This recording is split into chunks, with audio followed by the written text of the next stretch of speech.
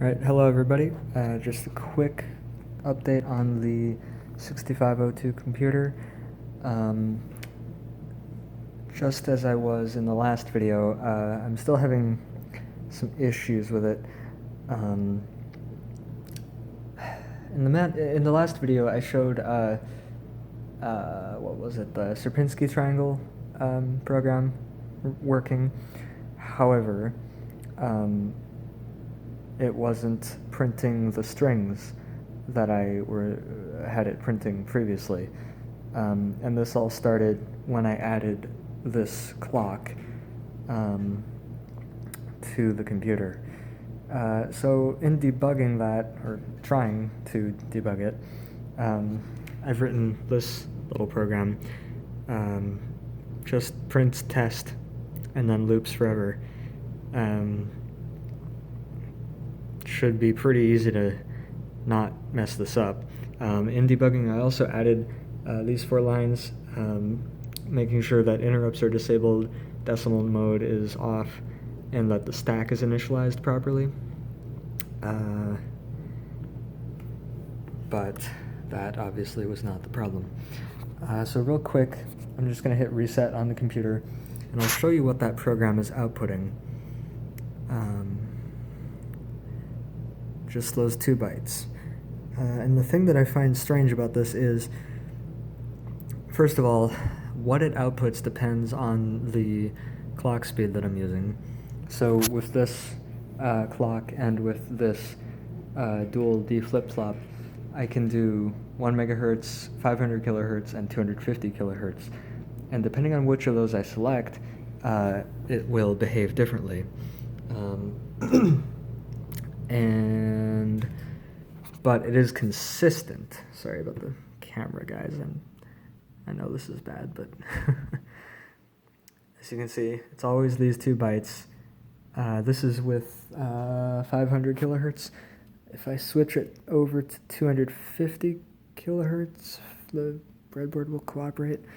250 kilohertz, we get 000F. Now that was different earlier. Earlier when I was messing around with it, this output was actually different, but now it's that, and it is consistent every time.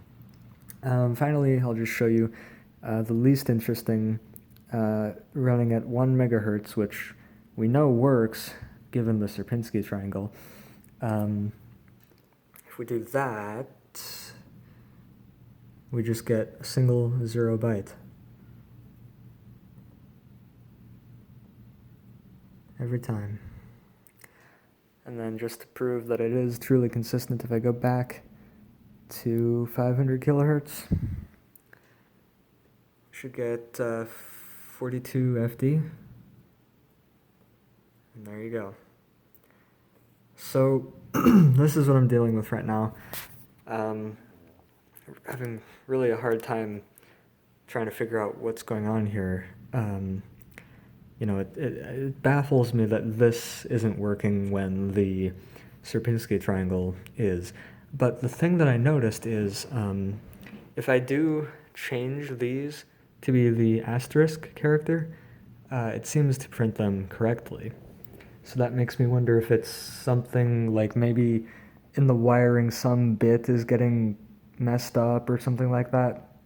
But I have not been able to find a consistent pattern, although I haven't spent a lot of time trying to find one. Consistent pattern of bit errors. So maybe I'm gonna have to resort to doing that. Not looking forward to it, but at this point I'm really getting pretty desperate. So just thought I'd give you a quick update on that. I'm really still hoping someone will have some comment and they'll just happen to tell me what's wrong, but we'll see. Anyway, thanks for watching. Hopefully in the next video this will be fixed.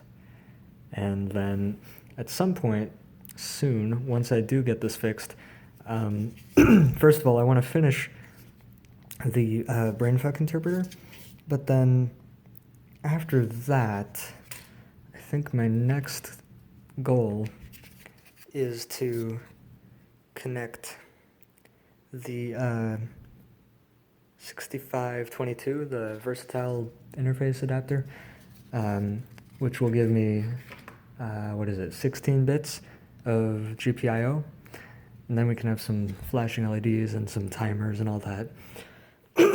So, more to come. Thanks for watching, guys. See you next time.